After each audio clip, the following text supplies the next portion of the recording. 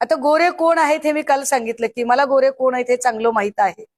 त्यामुळे गोरे कोण आहेत हे मी पुन्हा एकदा बैजवार सांगितलं पाहिजे. चारुशिला मोहिते यांचं प्रकरण महाराष्ट्राला माहित आहे.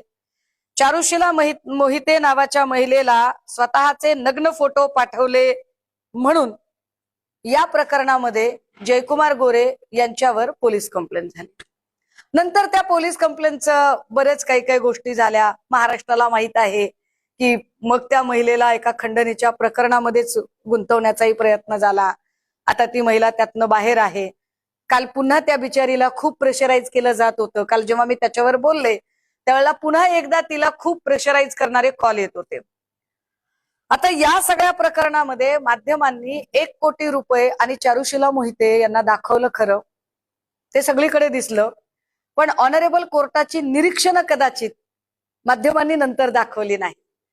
जे महत्वाचं निरीक्षण आहे की या कुठल्याही फ्रेम मध्ये ती बाई पैशाला हात लावते, पैसे घेते किंवा पैसे मागताना दिसते असं कुठेही चित्र दिसत नाही. हा पहिलं निरीक्षण कोर्टाने नोंदवलेलं आहे. एक दुसरं निरीक्षण कोर्टाने नोंदवलेलं आहे. त्यात कोर्टाने असं म्हटलंय की सगळं खरं, पण मुळात हे 1 कोटी रुपये गोरेंकडे आले कुठून? हे कोणाचे 1 कोटी रुपये आहेत जे अजून कोर्टातही जमा झाले नाहीत? जयकुमार गोरे याच्यावरती उत्तर देतील का की 1 कोटी रुपये नेमके तुमच्याकडे आले कसे, कुणाचे पैसे आहेत, कुठून आलेले पैसे आहेत? या पैशाचं उत्तर त्यांनी दिलं पाहिजे. बरं, हे सगळं करताना याच सगळ्या प्रकरणामध्ये आता अजून एक प्रकरण त्यांच्यावर होतं. एका दलित माणसाची मृत व्यक्तीला जिवंत दाखवत त्याच्या खोट्या बनावट सह्या करत जागेचे सातबारा नावावर करून घेतला. त्यात जयकुमार गोरे यांच्यावर अॅट्रॉसिटी दाखल आहे. गोरेंनी ते बोललं पाहिजे की तुमच्यावरच्या अॅट्रॉसिटीचं काय झालंय. बरं, ही अॅट्रॉसिटी तुम्ही म्हणाल मी खूप जुनं काढलंय का? नाही, मी अजिबात, आपण असलं काय जुना कार्यक्रमच करत नाही माहितीये का. 6/3/2025 6 मार्च 2025 त्याच्यामध्ये 3 फेब्रुवारी 2026 ला एक तारीख आहे.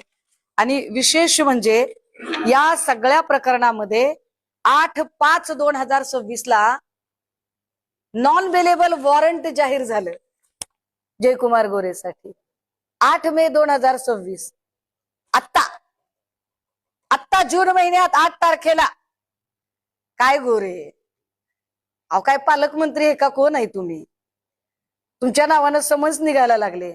हे समन्स रद्द होण्यासाठी त्यांनी प्रयत्न केले, त्याच्यासाठी त्यांचा अर्ज वगैरे झाला, त्यांची बेल ऍप्लिकेशन फेटाळली गेली.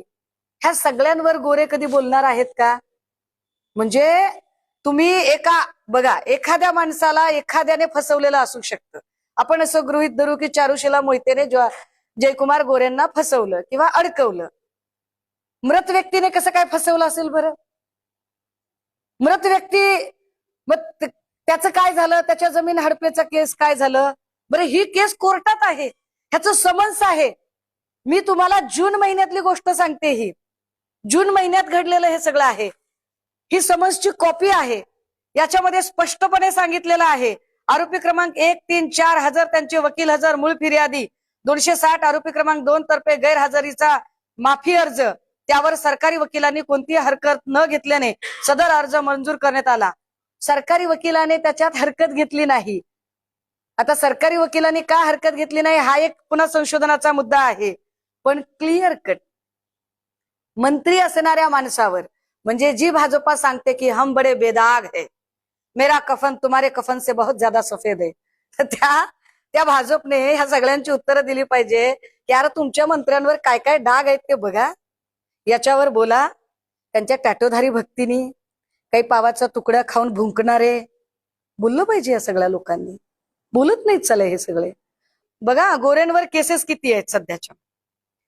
मी तुम्हाला जर त्या केसेस जर सांगितल्या ना, काय माणसाला मंत्री केलंय भाजपने. भाजपची काय मजबुरी असेल की भाजपमधली जी जुनी माणसं आहेत त्यांना भाजपने संधी दिली नाही.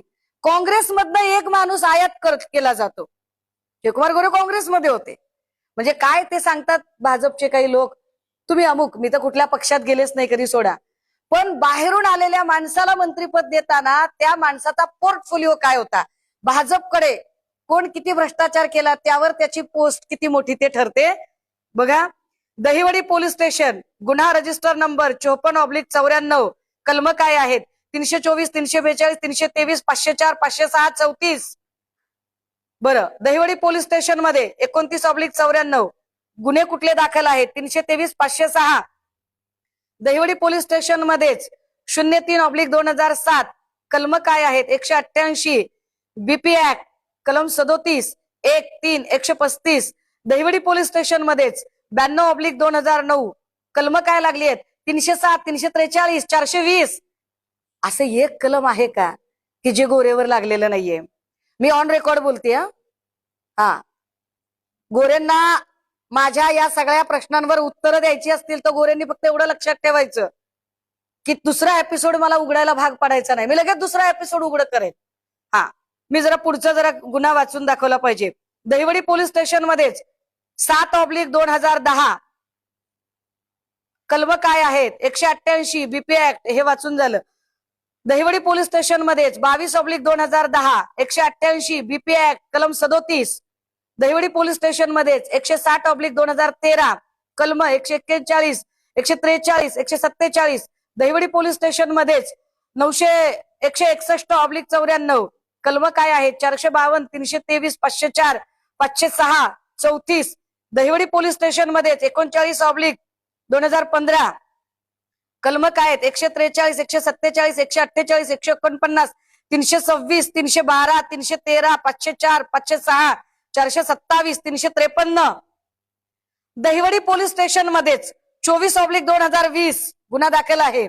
कलम काय आहेत, 143, 147, 149, 452, 506. दहिवडी पोलीस स्टेशन मध्येच अदखलपात्र गुन्हा दाखल आहे. कुठला आहे, 245/94 भारतीय दंडविधान 504, 506. म्हसवड पोलीस स्टेशन मध्ये गुन्हा दाखल आहे 16/2015 भारतीय दंडविधान कलम 452, 504. म्हसवड पोलीस स्टेशन मध्ये अजून एक गुन्हा दाखल आहे 37/2015 भारतीय दंडविधान संहिता क्रमांक 323, 504, 506 सह आर्म ऍक्ट कलम सुद्धा लागलेला आहे. बरं, मिरज पोलीस स्टेशन मध्ये गोरेंवर गुन्हा दाखल आहे. मी कुंडली वाचते गोरेंच्या, मी गोरेंना ओळखते, मी गोरेंना खूप चांगली ओळखते, मी गोरेंची कुंडली वाचते. मिरज पोलीस स्टेशन मध्ये गुन्हा दाखल आहे 19/2009 भारतीय दंडविधान संहिता क्रमांक 406, 409, 420. 420 कलम तर ज्याला फार कायद्याचा अभ्यास नाही त्यालाही कळतं 420 कुणाला म्हणतात ते. गोरेंवर कलम आहे 420. मिस्टर जयकुमार गोरे 420. ठीक आहे, आता हे 420 कलम आहे. 420, 465, 468, 120 ब 34 वगैरे. मिरज ग्रामीण मध्ये एक गुन्हा दाखल आहे 24/2000 भारतीय हत्यार अधिनियमचा, त्याच्या संबंधाने गुन्हा दाखल आहे. इस्लामपूरमध्ये पण गुन्हा काय कीर्ती आहे राव, काय कीर्ती आहे, म्हणजे असं मीठ मोहऱ्याने दृष्ट काढावी अशी कीर्ती आहे. इस्लामपूर पोलीस स्टेशन मध्ये 185/2002 भारतीय दंडविधान संहिता 143, 147, 148, 149, 307, 504. सोलापूरकरांना काय काय पालकमंत्री लाभलेले आहेत.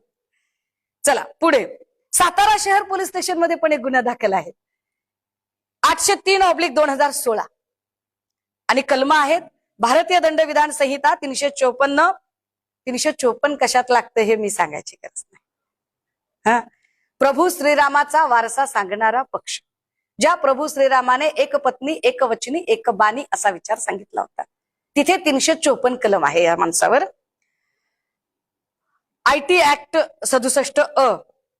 सातारा शहर पोलीस स्टेशन 143/215 भारतीय दंडविधान संहिता क्रमांक 353, 342, 365, 506, 34.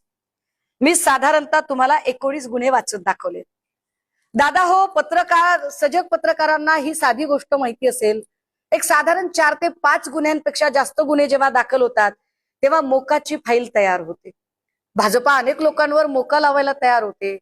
काय कारण असेल बरं की 19 गुन्हे दाखल असतानाही हा माणूस मंत्री झालेला आहे. बरं, या गुन्ह्यांच्या मी तुम्हाला इसवी सन वाचून दाखवले, तर याच्यातले काही गुन्हे हे आधीच्या पक्षात असताना पण दाखल आहेत. म्हणजे माझा पक्ष किंवा आधी महाविकास आघाडी काँग्रेस सत्तेत असताना काँग्रेसमध्ये सत्ताधारी आमदारांवर गुन्हे दाखल करण्याची मुभा पोलीस स्टेशन्सना होती. हे फार विशेष आहे. आणि पोलीस स्टेशनने गुन्हे दाखल करून घेतले.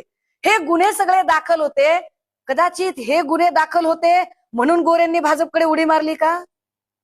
कदाचित हे गुन्हे दाखल होते आणि मोकाची फाईल तयार झाली असती म्हणून गोरे तिकडे गेले का? गोरेंनी उत्तरं दिली पाहिजेत. कारण गोरेंना मी छान ओळखते, गोरे कुणाला ओळख नसले तरी, की एवढे गुन्हे दाखल असणारा.